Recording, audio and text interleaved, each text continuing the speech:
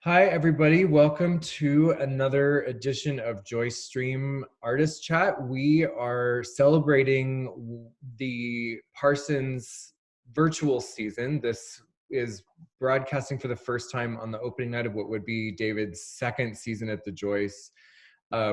We are so pleased to have him annually 2 weeks every year for, I don't know, I have too few fingers to count that for.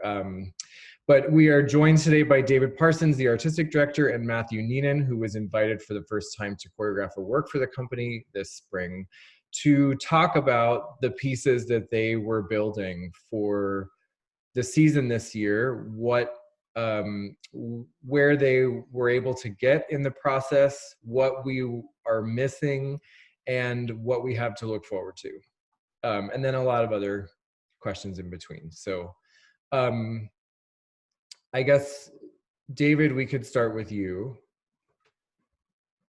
You were working on a solo for Zoey, which the JoyceStream audience has been given a kind of behind the scenes trailer, and also a larger group work to the music of Cat Stevens.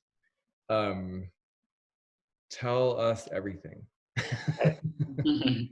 Well, I think it's 38 consecutive seasons I've done in New York, maybe more, starting at DTW through the Joyce City Center, other places. So this is a break for me. The kind of tension that you know yearly, constantly having to do that. So this is something that for us is it's very difficult because we're about to open. We're in the middle of our season now, but there's that side of it for me personally that's been just like, whoa, take a break. So I'm taking advantage of that. Let me see. Zoey is she's an extraordinary dancer. Matthew, you got to work with her, and she's like so incredibly intense. So you know you've had somebody so many years, you got to keep them satisfied, challenged. So we did this piece that was done with Giancarlo Trezio. He's a percussionist, and we just did it basically, made the piece with her in the room. Cat Stevens, I've always loved him. He's got a really cool vibe from those, you know, the Cat Stevens from T for Tillerman. It's the 50th anniversary of that album, and he was supposed to start touring in the spring. So we put together a 20-minuter, ends with Peace Train, live at Royal Albert Hall. So it's a real hip recording, and it works, man. The lyrics and everything are really what's going on today, and so it goes from one side of the stage to the other. It's called The Road. It just keeps traveling, man.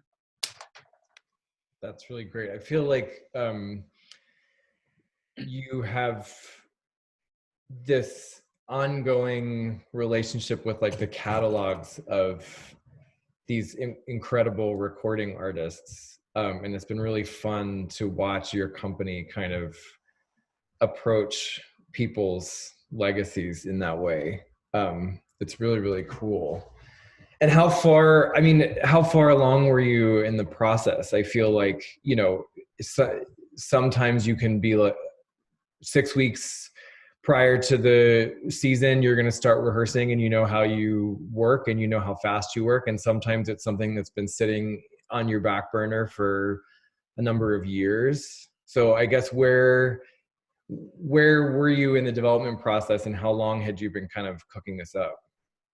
So the Cat Stevens work, The Road, was, I think we're in our 4th week and we've completed it. And Zoey solo also was completed, and it took a week. Mm-hmm. Damn. Getting it done. Oh yeah, man. Yeah. Time's money in this business, man. Yeah, totally. So you have for I'm gonna reference Efrat, but I don't know that was the first person, but you have consistently commissioned guest choreographers across many years in your seasons and supported voices other than your own working with your dancers. How did you connect with Matthew? Where did that relationship start, and how did that conversation evolve? Well, I've been producing other choreographers almost the whole time we've been in existence, almost 35 years. I did produce Robert Battle's first 6 works. He was in my company for 7 years. Produced a lot of compositions with John Mackey in him, and I've used John too. Kate Scarpatowska, Jason McDowell, who else? I mean, Efrot, we did something. So it's really, for me, it's really about, I was in Taylor's company, and I love Paul. I was in Taylor's company for 9 years, but I wanted to do other people's work. Mm-hmm. And so I took that with me. I took everything Paul taught me, except that one thing.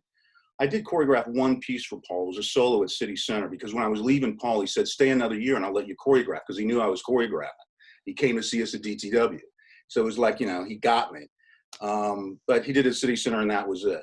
Now, it fills you. It's a hard thing producing, you know. Sometimes it's just a hit and miss scene. But to have somebody like Robert, who's still a dear friend of mine, go and become somebody of his stature now, it's very satisfying. And the only time people can do that, they always need that little step. And I got it from Paul, so I want to give it back.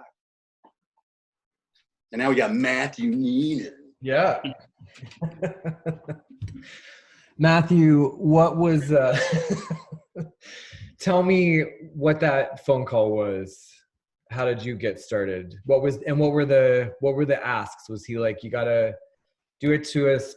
Like, did he have any, or is it just, here's a canvas, have fun? Pretty much, here's a canvas, have fun. I mean, David and I have known each other for many, many years now. He did a piece at Pennsylvania Ballet my first year in the company there in 1994. I wasn't in the work, but I understudied it. And so even back then, I think we were like communicating, and then throughout the years, and I mean, it's, you know, too much to even tell, but a few years ago, we finally were talking, and he said, you should do a piece. And whenever we find, you know, it's always about the right time. Yeah. The right timing, which for the process it was. For the performance it wasn't, although it will happen. But for, the rehearsal time, it was the best time for us to really settle on, the best moment for us to create something together and for his dancers. And even my first day with the company back in August of last year, Dave said, which I usually do, especially with a company I'm not super familiar with. I've seen the company perform every year, so I know some of the dancers, but I don't know them personally, and I've never worked with any of them in any other, regard within another company or a school where they've been. So with that, you just have to play. You just have to have that moment, or that first week. I think I had 3 weeks in August. So that first week, I really just played with them and got out a bunch of material. And there's 8 dancers, so they learn everything. And I knew the composer. It's Pietro Locatelli, 17th century Italian Baroque composer, who I've been wanting to use for a long time. And we played around with different selections of his music, from his concertos to his string quartets to his symphonies.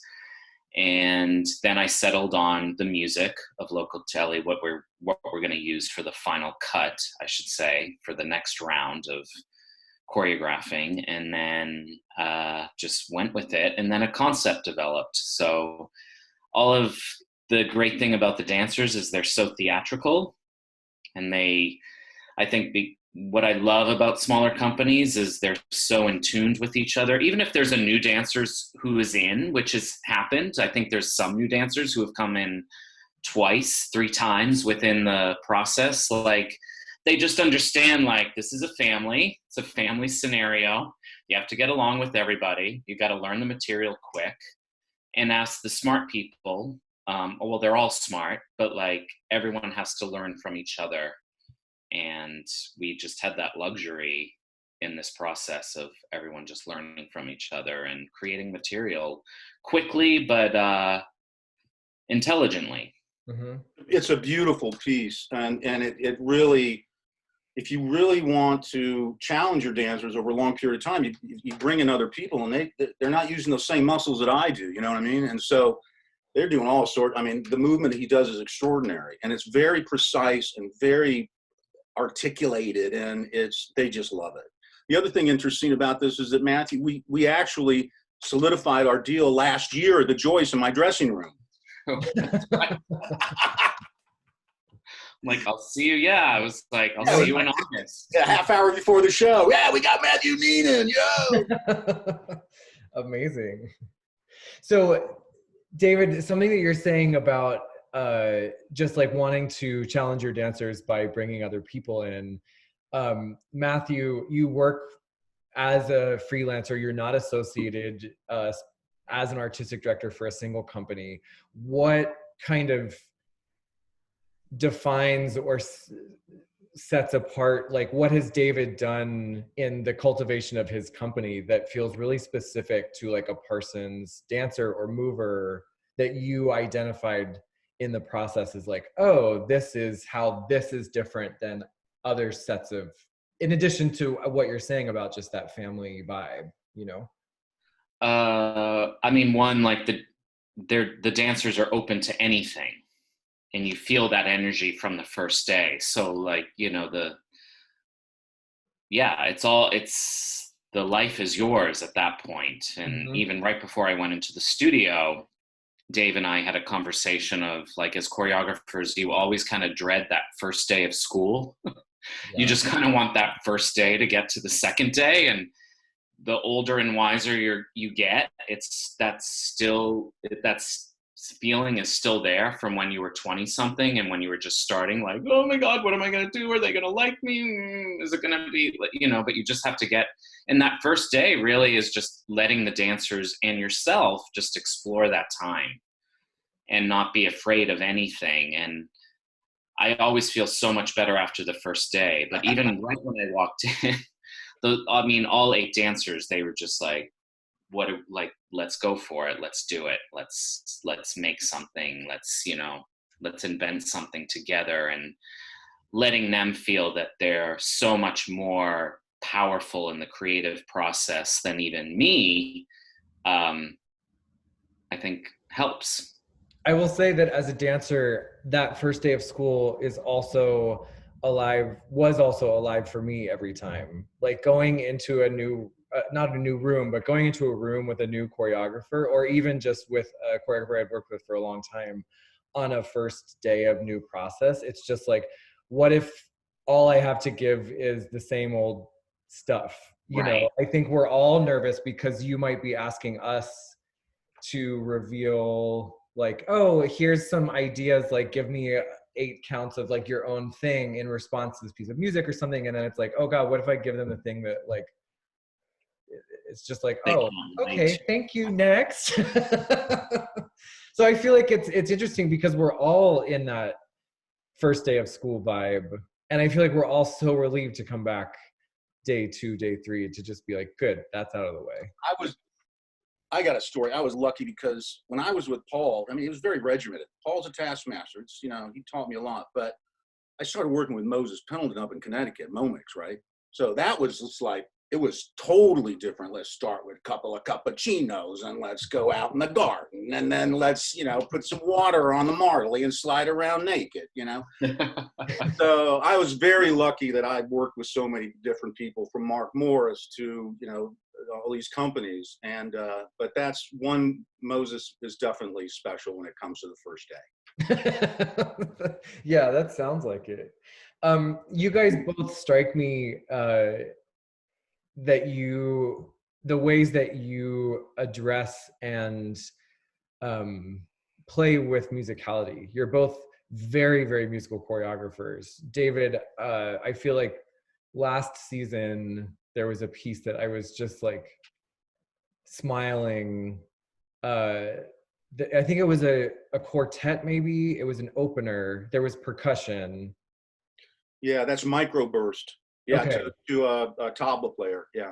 Oh, the tabla, yes. And it was just like, just so witty in terms of your approach to rhythm and musicality. And Matthew too, like your work I'm thinking about that we recently saw on Ballet X. The ways that you guys approach music are very different, but very it's a key element, I think, in your craft. How do you approach that? Are you a listener? Are you a score reader? Are you somewhere in between? Like, what is your sense of the music and how you approach it as a kind of backbone, or is it more like soundtrack and you're just vibing? Matthew, you start. I think it's mostly vibing. I mean, I took music courses when I was a kid. I can look at a score and kind of like sort of read through it. I mean, I would never be able to play it. Yeah. But I can kind of like, if I'm working with the pianist, I can kind of like see where we need to be. But I can't play anything. I probably could have, but I got lazy and I stopped my music classes when I was in high school at LaGuardia because I was like, I don't have time. I have my academics and I have ballet. That's all I can do. Yeah. Years later, I regretted that decision. Someone pushed me and been like, no, learn how to play, like just learn how to play simple piano. But then again, I think a lot of choreographers now can't read music, but we hear it differently.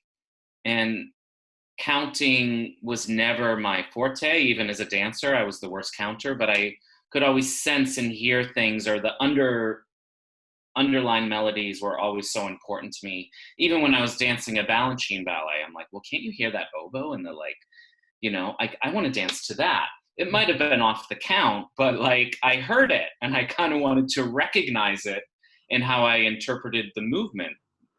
Classically or neoclassically or in modern dance, even with a lot of the Taylor work I did. So for me now, especially as I'm getting older, I think the craft never ends. The learning curve never ends. I'm finding that musicality is more important than ever, even if you're going against it, but there's something that's just kind of either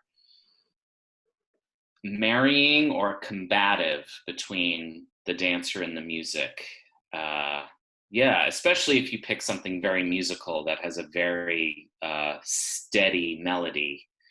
Go against it or really embrace it. And I think the audience will understand. And the dancer has to understand more so, or first so. David, do you have enough time to think about your answer? Yeah, I'll be brief. It's basically starting with Paul. I was 17, and being able to learn music from Paul was amazing. He let me go through his music collection too when I started choreographing. And so I started with things like Rossini and Stravinsky, and then I went all the way to Earth, Wind, and Fire with Ailey, and I mean, just the whole gamut. That's what I'm into. It's like music is it for me. Cat Stevens, I listened to it 200 times. Mm-hmm. I just go in and just write down the ideas. Music, Light, Light, Hal Binkley, my line designer, we always work together. Light is my muse. These basic things I just pay a lot of attention to, how I approach them. I like to approach them differently all the time. That's why you'll see with the percussionist, just shake it up, man. It's hard to do, but any artist at some point needs to reinvent themselves. Madonna, for Christ's sake, the Beatles, Picasso, you got to force yourself out of the place you've been, and it's worked for me, so I'm not going to stop. Yeah. So the thing that strikes me about you both is that you were both dancers coming up through other companies before you started choreographing. Do you think that living inside the craft of Paul Taylor and Balanchine and others has changed how you approach working with dancers? Is it kind of like an inside, like, do you think of dances from the inside out, or do you think at some point you step outside it and become a person who looks at things from the outside? Do you know what I mean? Like, as a dancer, you're kind of like, I am the X in all of the football strategy. And as a choreographer, you have to think about it in such a frame, Do you think that that is something that informs your process? Matthew? Yeah, for sure. It's almost like when your house gets really dirty and you just don't see it anymore because it's like where you live, so you just ignore it. You're like, oh yeah, my bathroom's filthy, so like, but it's fine, you know, but you don't even really see it anymore. During this period now, I do see it. I've been like a clean freak more than ever. But it's also, I think sometimes that can be within your work. And in my early work, I was in a lot of it when I was still dancing. And I, you know, I was like, oh, it's fine, it's fine. I mean, the dancers even knew the material better than I did. And then as time went on and I would really look at it or look at videos, I'm like, why did I just settle on this being okay over there, stage right? That needed to infect what's going on over there. And I started becoming much more critical with myself in a good way. I still am. And I think video is good for that, even though it's not the essence of what dancers are breathing and living. I think there's that thin line of loving what we see on video and not loving, but I think video can also tell you the structure of your piece and things that you might need to work on the next time you do it. And I'm always trying to be my worst self-critic in that way, where I'm like, I want to make that relationship better or make the through line of the work complete more. And that's important to me at this stage in my career.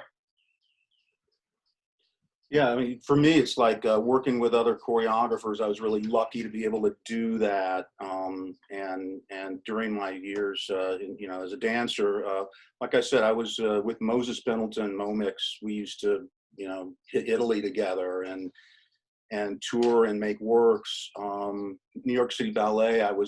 I'd never worked with anybody on point. Merrill Ashley. I was with a guest artist with them for 4 years, doing a piece. And then Berlin Opera, some other ones, Mark Morris with White Oak. So it informs like crazy. Any choreographer, when you're dancing, get into a situation where you gotta you know, be someone else's, you know, interpret someone else's work, because you're always gonna learn. Always gonna learn. Beautiful. Yeah. David, we were talking a little bit earlier this week, and you said that the company was in costume fittings right before this. Like, where were you guys? What was the look of your pieces? Like, Matthew, you also said something about like the concept of your piece became clear. Like, where were you guys at the, I mean, obviously Hal didn't get into the theater with you yet. And I agree with you. I love his designs. They are such a huge part of your work, and enjoying your work. He's a master craftsman. And Matthew, were you also going to work with Hal? Does he light the whole company, or do you bring your own team? Yes. You were, okay. So what was the design? What was the costume design? Like, what was the look? The costume design was Christine Darch. I think she was also doing David's work as well. Yep, I'm working with her too. Mm-hmm. She's fabulous. I've worked with her on other projects as well. I mean, honestly, my piece was pretty much ready to go. Yeah. We had a photo shoot in February. I mean, I was supposed to come back and work with the company at some point in April or May before the premiere, but only for a few days. But I started it in August. I finished it in January, and it was ready to kind of live. Some tweaks, of course. So mine was like, it was ready for a premiere, which was awesome, even back in February. That's not always the case. And to then come back in the spring and be like, I'm going to switch this up, which I had plans to even tweak the ending a bit, but the costumes were pretty much finished, or the design look. Christine's a perfectionist, so there was always going to be something she'd be working on until opening night. But the piece had like a structure, and we had a good lighting design ready to go, which I'm grateful for, because now I know, like, when we do revisit it, it's not going to be like, we didn't get all these things done. It's going to be like, it was here. It was, you know, it was ready to be birthed. No little things over in the corner that you didn't get to, right? No, we're definitely going to do this piece. It's absolutely gorgeous, and we're rehearsing it now online, so it's in good shape. Just to let you know. Oh no, They're rehearsing it now. Yeah. That's awesome. And David, what was the look for, or the concept for the costumes for Cat Stevens? Well, Christine and I were looking at, we didn't get as far along as Matthew, and tell you the truth, though, it's nice to be able to take a break, and really, costumes are one of my worst things. I'm terrible at them, and I get like, just do it. Go on, you know, and then, I mean, I've redone costumes pieces. Yeah, and it's just like, Rebecca, my executive director, don't do that, you know. Christine's great. We're doing a lot of, we're looking at, you know, the road is about a journey. I did a piece with ABT with George Harrison, and a lot of these artists, Cat Stevens, George Harrison, Milton Nascimento, that I work with, they're they're traveling, man. They're on a spiritual, Harrison especially, they're on this road, man. You just watch them do their lives. So that got me going. And then we thought, well, it would be really cool to do something that has more of a tribal scene to it. So it has a real human feel to it. So we're looking at these kind of tribal, African, American Indian mix, very earthy, very like comfortable, and they're on the road together. It's a community on the road. So I think this may be our last question, unless you guys have questions for each other. How, given that we are in the place that we are, how are you finding it difficult, or more of like a deep breath in terms of being able to think about creative projects? Are you listening to music? And if so, like what, like for me, I feel like as the future planner of the Joyce Theater, I run a different set of, I curate a different season every single day, because that's how I need to kind of manifest my anxiety. I mean, we can name that. That's a thing that people feel. So I look at the calendar, and there's, you know, incredible uncertainty about like when we might reopen, when it'll feel safe to be in a theater together again. And I program a season for every day that I have those feelings. And maybe like 2 years worth of seasons. So that is how I practice right now, because there's not much else I can do. But are you guys, how are you being creative or not? I mean, I think it's also fine to right now to just be like, I feel paralysis, and I know that when I need to create again, my self is a creative self, and I will tap it right back on. But sometimes it's good to just like read a book and take a walk, you know? So I'll answer that question. It's for us, it's we were in China, in Wuhan, so we have been to that city. I have an employee from there, and we knew her parents own a restaurant in that city. We got an early indication this was going to be heavy duty, because we toured in Italy a lot too. So my people are calling me going, this is going to hit you guys. We took everything out of our offices and went on the cloud immediately, and everybody learned how to work. The first thing we did was we put together an evening to keep our people together, because we kind of have just a group of patrons that we constantly, you know, bring in and keep dear to us. And Joyce is part of that, you know. And so what we did, basically, we put an evening on. It's 45 minutes. We had, we did a front curtain, 5 minutes, and we had everybody sit down. We even used some of the Joyce people. Kyle was in there. Hey, I can clean it, get mopped down stage. Curtain goes up, I'm sitting there, and I do a speech about, hey, this is heavy duty. You know, we're going to go on. And then it gets fun, and we have people, dancers from overseas were typing in on the side, you know, 2 a.m. in Italy, you know, Abby's go, whoa, and we're showing the history. So it was really about trying to get a connection. And so we did that, and it was a heavy duty scene. We did it May 1st. And so now we are just in rehearsal, because we have dates, and we go all the way through a tour of Europe, 7 weeks, and we're in the spring. So we're just trying to keep our dancers in shape and rehearsing the works and so on. So we're moving forward. We're going to be on the other side. We will be here, folks. Matthew, how about you? I mean, kind of like what David was saying earlier, I totally just turned off back in late March, just turned off the creative juices because things were being canceled right away. That premieres I had in April and then a couple of premieres I had in May. I mean, you kind of knew it was coming before it was announced, but we all knew that this is probably going to be the reality. So I really just kind of stopped doing everything and started leading this very domestic life here in my home in South Philly, which I love. And I have a garden and veggies and a nice little 3-bedroom row home with my partner, and started taking walks in Philly. And just, I hadn't been in Philadelphia this long, probably in 20 years. So I just took advantage of that. And, you know, then all of a sudden it was like, oh, a month's gone by. And then like the panic attacks start to happen. And I was like, what's going on? Who am I? Like, we still don't know. There's still so much uncertainty. Understanding and knowing that everyone's in the same boat is, you know, a huge relief. But then, you know, we're all still at the end of the day, I think, in our little bubble isolation in our head, like, what next? Or like, how long are we going to be doing this?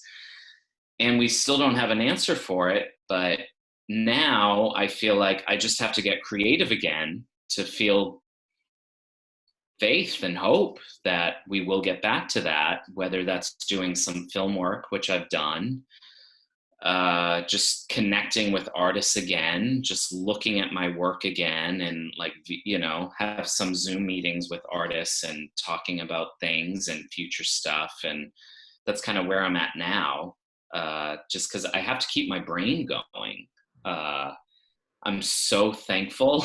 This is probably very selfish to say that I'm not a director right now, because I know it's just the most arduous time, especially directors in big companies that have like these huge schools. I mean, they're a huge institution. It's not even just the company and their performances next season. It's their schools and their all of that I'm like, oh my God, if I was the head of all of that, I think I would just be crawling under a rock. Like, I don't, you know, like, and how much does that take out of your creativity of everything you hope for the company you're trying to build, where we have to go back a bit. And I'm just, thankful that I'm kind of in the position to just kind of keep looking forward and know this is just this time will pass.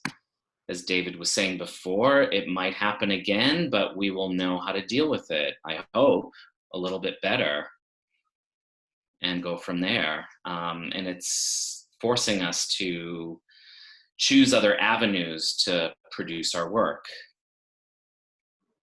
Science. Yeah. Science. Yeah, I mean, science. Yeah. This was like happening even in the 90s. Like, would really be isolated. Oh my goodness. Yeah. So, I know people are saying, you know, with all the virtual stuff happening, it's not the same. And it's not the same, but at least we're still communicating with each other and keeping vibrant in the world. And that's all we can do. So that's what we have to do. And I think, David, as you were saying, you know, with the virtual event that you guys put together, it's really about connecting whatever family you have, right? It's like the Parsons family, it as Matthew was saying about the dancers, it's like, it's this ensemble, it's a family dynamic. And Rebecca was telling me that it was just such a pleasure to watch all of these alumni and all of the current dancers kind of like watching this footage together and hanging out. And also just, Matthew, same, I've been in our home upstate for longer than ever before, and I know neighbors that I had never seen before. So I knew that their houses existed. But because we're all like doing kind of basic fundamental self-care, which is just like walking up and down the road to get outside, it's like, oh, hi, you live up there. Oh, great. We've never met. It's been years, you know? So it's kind of this both intense separation, but also this like building of like legitimate communities. Totally. Like you're reconnecting with the things that matter. The Parsons family is coming together in ways that you wouldn't have organized previously. And then you're also just in your home for the first time in an uninterrupted way. It's just, yeah. I mean, I think we find our ways out of this by finding the. So for me, this humanizing of us again. You know, you start to realize we're animals, man, and it's like. You just feel like you're like really looking at people, and you're really talking on the phone, and you really like you care a little bit more. I think that the coolest thing about that show is that after we're doing all this, and you can see people while the history goes on or something, and they're typing in. Afterwards, we did a cast party on Zoom. I was like, "Who's that?" That's Abby, and there's Elena, and then there's these people from all these years. Wouldn't have ever happened. And I was like high after that show and that cast party. That's great. Well, I think this is a perfect place to wrap up for our online audience. I say it every time, but I just want to remind everybody that we provide the JoyceStream content because we want to continue connecting with the family of audience that has been built for many, many years, but nothing replaces being in the room, hearing these dancers breathe, seeing their sweat, watching them on stage in your beautiful works. And so I say with regret, I'm so sorry that we didn't get to see your works this time around, but I cannot wait to see them and be in the room with you both and these casts and see what you've come up with. So thank you both for joining us, for taking time today. I send the best to you and your family and the Parsons family, your well-being and safety, and we miss you. Thank you, Aaron, and thank Linda, and long live the Joyce is what I have to say about all that. Thank you. Well, have great weekends and all of that, and we will see you soon in person. Thank you. Yeah, take care. Bye, Matthew. Thank you, David. Bye.